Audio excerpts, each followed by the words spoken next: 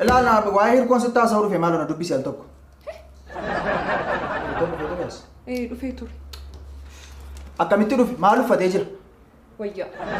Kan biraa tiiyyaa na haasofsiisi dhimma ariifachiisaa fan dhufee si bira. Hojii ariifachiisaa qabadheera tole maayitti. Hirkoon rakkina keessa jira jedhanii natti bilbilaniiru dhufeera moo hin dhufne si bira?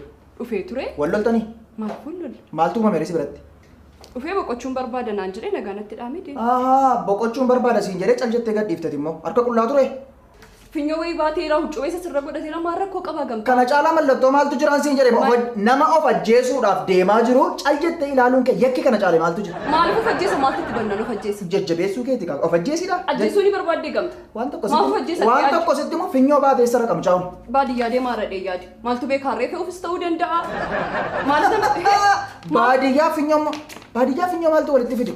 An kanan siin jedhu amma yoomitti rakkina isin lamaan uumtaniif an itti gaafatamaa ta'a.